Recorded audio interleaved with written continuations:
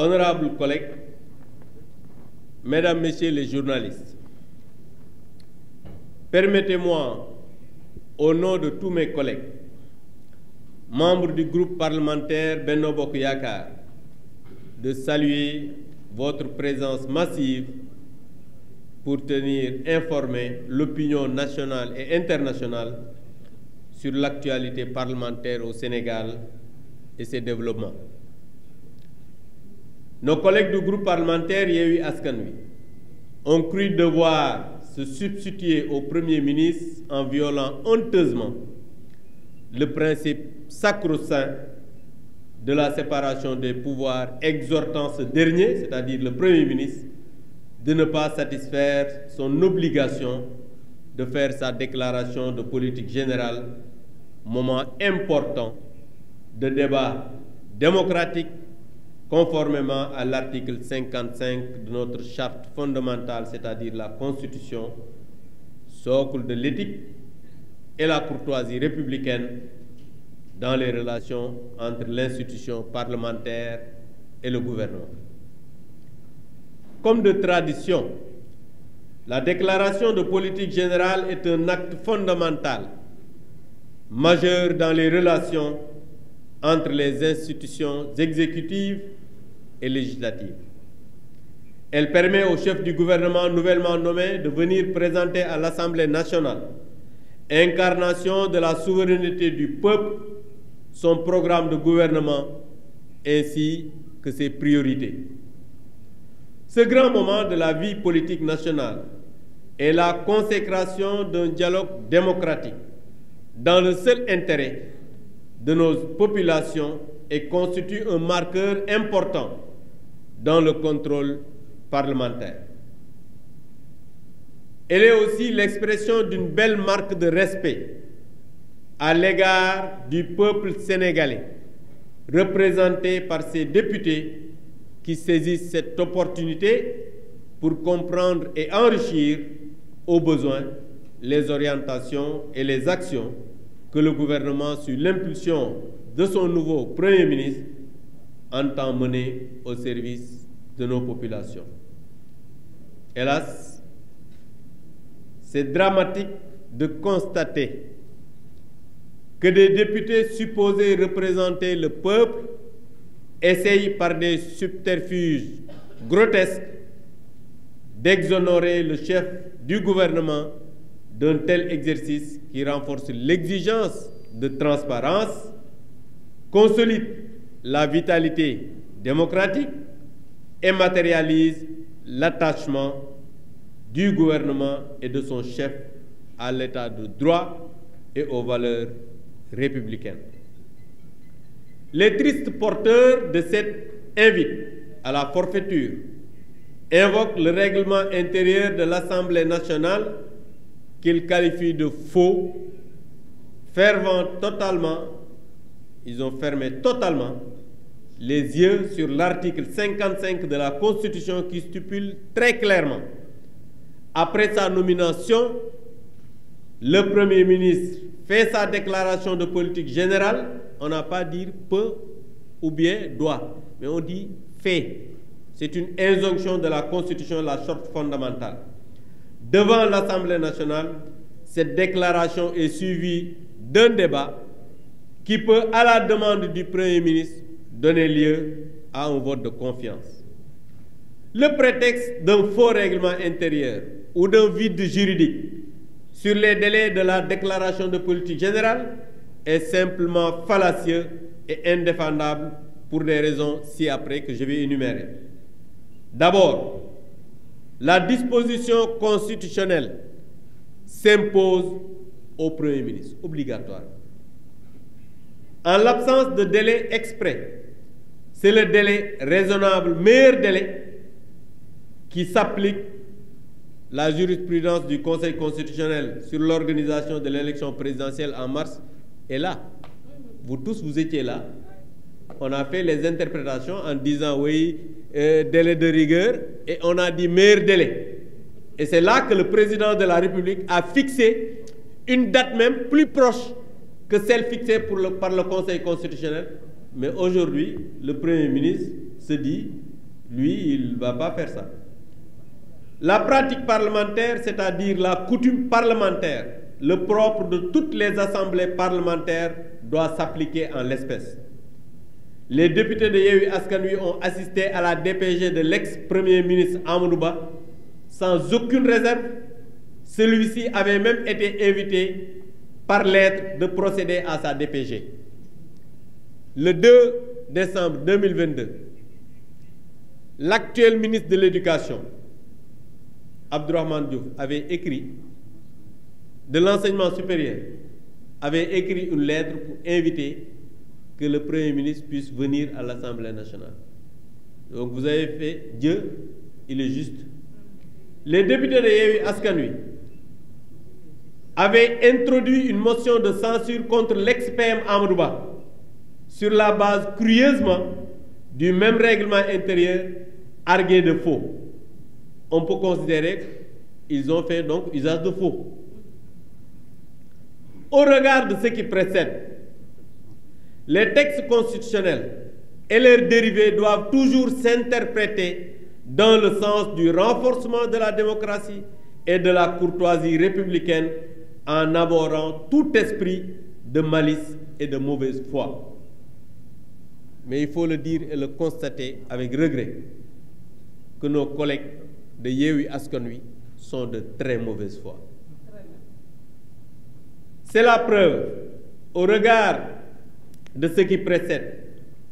et en considération des arguties des députés de Yewwi Askan Wi,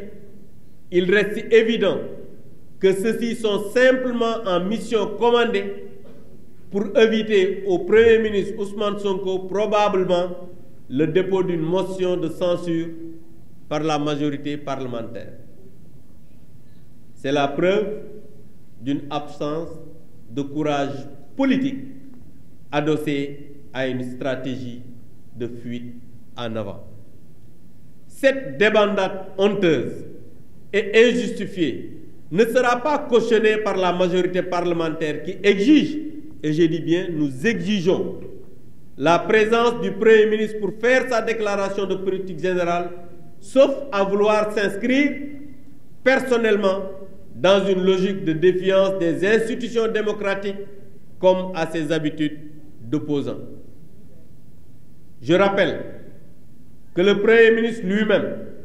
Ousmane Sonko, en Conseil des ministres du 5 juin 2024, vous pouvez lire encore le communiqué, il avait dit, c'est lui-même qui annonçait, je le cite, les préparatifs de sa déclaration de politique générale devant l'Assemblée nationale prévue au cours des prochaines semaines. C'est lui-même qui l'a dit, consigné dans le communiqué du Conseil des ministres du 5 juin, vous pouvez vérifier ça. Les députés de Sonko n'avaient certainement pas accordé leur violon avec le commanditaire de ce scandaleux point de presse. Parce qu'il faut le dire, ils ont arrêté d'être des députés de la République, ni des députés des populations, mais c'est des députés de Sonko, du Premier ministre. En tout état de cause, les députés du Sénégal que nous sommes, en adéquation avec tous les autres collègues avec qui nous partageons les valeurs démocratiques et républicaines, prenons l'opinion nationale et internationale à témoin en rappelant solennellement à M. Ousmane Sonko son obligation de respecter son devoir constitutionnel de se présenter courageusement devant les représentants du peuple pour décliner sa déclaration de politique générale.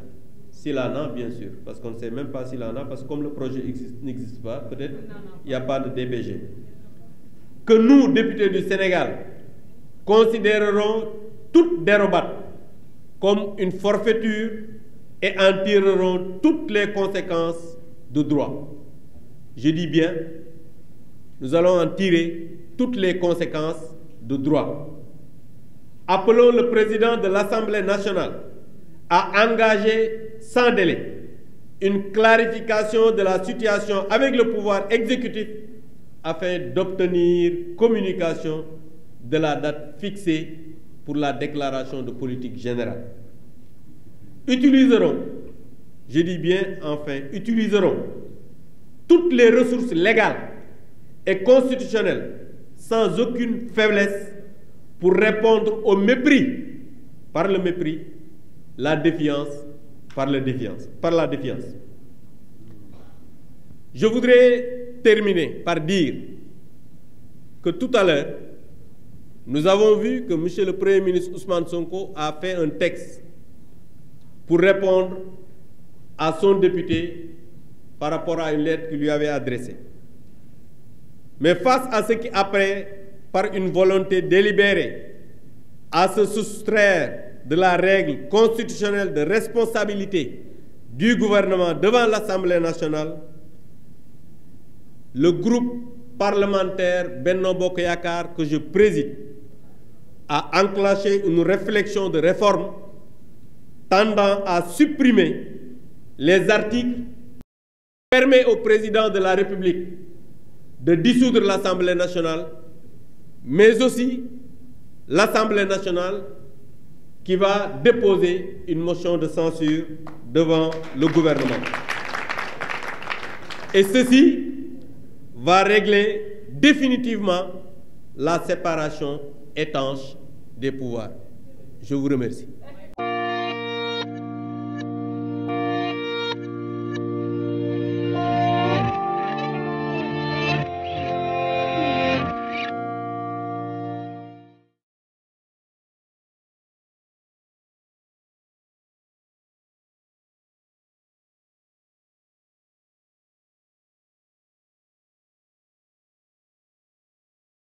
Asalaamaaleykum jërëjëf monsieur le président du groupe parlementaire honorable président Abdou Mbow gannaaw bi mu nuyoo sama honorable collègue yi di nuyu journalistes yi nga xam ne di rafetlu seen teewaay ndax ñoom dañuy informer opinion nationale ak internationale sur li nga xam ne moo xew ci assemblée nationale bi. sunu collègue yi nga xam ne nag ñoo nekk ci groupe parlementaire Yewwi dañu def sol mbubu boo xam ne du seen mbubu dañoo sol mbubu premier ministre taxaw def point de presse daal di violer mooy li nga xam ne le principe de la séparation des pouvoirs sol mbubu exécutif taxaw di waxal exécutif te ñoom législatif lañu. tey ñu xam ne déclaration de politique générale ci constitution sénégalaise en son article 55 dafa clair dafa wax ne képp koo xam ne premier ministre du Sénégal da nga war a def li ñuy wooyee déclaration politique générale. parce que déclaration boobu noonu muy jàkkaarloo boobu ak face à face ak peuple bi ndax boo ne peuple kat mooy ñun député yi dafay tax ki nga xam ne mooy jëwriñu gouvernement bi dina ñëw waxtaan ak député yi ci li nga xam ne mooy vision bu dee vision am na li nga xam ne mooy ambition bu dee ambition am nañu ko ak li nga xam ne mooy les grandes orientations. ndax tey sax mën naa ne mu jëlee exemple BRT ku koy jël di nga xam fan nga jëm di nga xam tamit ban yoon la BRT bi di am. te loolu mën nañ ko assimiler ak ki nga xam ne mooy premier ministre rôle tey jii ñu jàpp ne li waa Yewwi yi def les députés de Yewwi lu ñuy ñaawlu la ndax ñoom dañuy invité dañuy woo ki nga xam ne mooy seen premier ministre di ñiitu gouvernement bi mooy mu daw ndax li xew fii Sénégal musul fee xew ndax benn premier ministre musul daw jàkkaarloo ak ay député pour wax leen fi nga xam ne foofu la réew mi jëm li nga xam ne mooy programme gouvernement ñu jàpp ne tey li ñu wax ci règlement intérieur bi nee na règlement intérieur bi dafa faux te bu ñu fàtte ne règlement intérieur boobu noonu ñi di député Yewwi yi moom la ki nga xam ne mooy l'ex premier ministre Amadou Ba ñëwoon def ci déclaration politique générale au mois de décembre moom la ñu également sukkandiku woon pour def li nga xam ne mooy motion de censure bu ñu déposé woon bu ñu fàtte également tamit que ne la constitution moo nekk ci kaw règlement intérieur mooy constitution moo mag moo sut li ñuy wooyee règlement intérieur de l'Assemblée nationale. wax nañ ko tamit ñu naan délai bi amul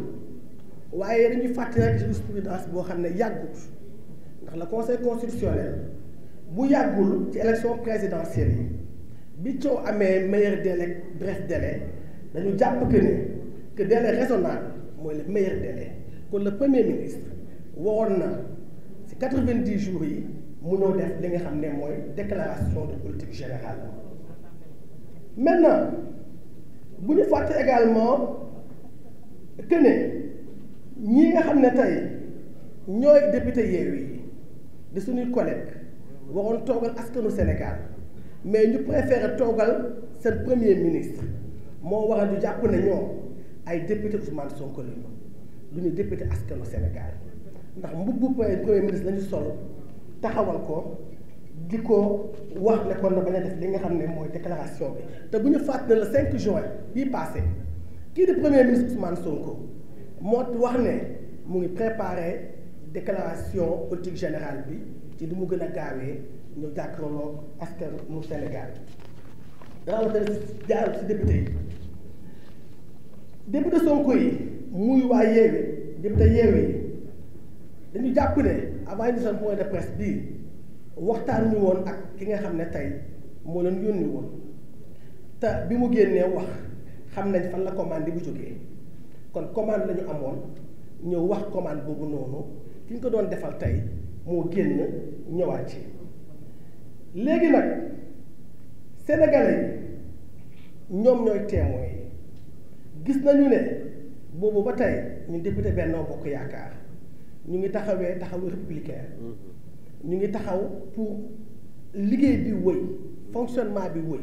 ci ni mu gën a yembee ndax ñun kat dañoo jox cër loolu askanu Sénégal ñu jàppoon ne ñoom it jox nañ cër askanu Sénégal waaye manqué respect askanu cër Sénégal mépriser ñàkk a nawloo askanu Sénégal moo waral tey sortie bii nga xam ne tey dégg nañ ko léegi premier ministre def ko mooy que ñun ñi nga xam ne tey askan moo ñu fi teg bu ñuy wegul rek mooy wegul également peuple sénégalais bi ñu rappeler également au premier ministre son obligation mooy mu respecter li nga xam ne moom la ko constitution bi jox mooy mu ñëw jàkkaarloog député yi wax ñu fan la jëm ban yoon lañ koy awalee si askanu Sénégal pour askanu Sénégal tey jii dañu jàpp ne le premier ministre dafa am loo xam ne moom ñemewu ko mooy la confrontation te du la première fois nag ndax yàgg na ñëw assemblée nationale wax la muy wax wane ginnaaw dem xëy na jaar-jaar pour politique am waaye na am na courage waaye war nañu également que ne courage am bi yeggul ci confrontation courage bi mu am yeggul ci débat contradictoire te loolu yaakaar nañu ne moo waral mi ne dafay oote ay sénégalais ay universitaires ay société civile waxtaan ak ñoom dem parce que foofu da am confrontation foofu da am contradiction léegi nag ñun dañuy wax ki nga xam ne mooy le président de l'Assemblée nationale muy Amadou Mame Diop que nu mu gën a gaawee na indi leeral ci situation bi nga xam ne moo am moom ak le pouvoir exécutif afin que ñu mën a def daal lu mu gën a gaawee li nga xam ne mooy déclaration de politique générale ñu wax tamit que ne daañu utiliser bépp jumtukaay bu légal bu constitutionnel ba nga xam ne tey jii li nga xam ne moom la ñu oo muy défiance ñu fekk ko ci défiance boobu noonu ñu wax tamit que ne fi mu nekk nii le président du groupe parlementaire Abdou Mbow junj na ko dañoo enclenché benn processus liggéey ci loo xam ne tey article yi nga xam ne moo doon tax kii di président de la république mën a dissoudre assemblée nationale du amati ñu liggéey tamit ba nga xam ne tey li nga xam ne ci motion de censure tamit du amati kon loolu la ñuy liggéey fi mu nekk nii ba nga xam ne assemblée bii ñun groupe Benno Bokk Yaakaar bi groupe majoritaire ñu ciy liggéey indi proposition de loi boo xam ne tey président de la république du mën a ci naxasaayal assemblée bii parce que nag li ñu gis ñii di doxalee doxalu woyu la ñu indi te yaakaar naa doxu taxawaayu woyu bu ko nit indee ci Sénégal gii dina jaaxal waa Sénégal kon sénégalais yi ñuy seetaan xam nañ bu baax a baax que ñun groupe Benno Bokk Yaakaar ñu ngi ci position républicaine bi nga xam ne moom la ñu amoon mais lépp lu ñu yoon may daañu ci taxaw liggéey ko ba mu sotti incha allah rabbi. Voilà, donc merci madame la présidente. Ñu leen di sant yéen ñëpp.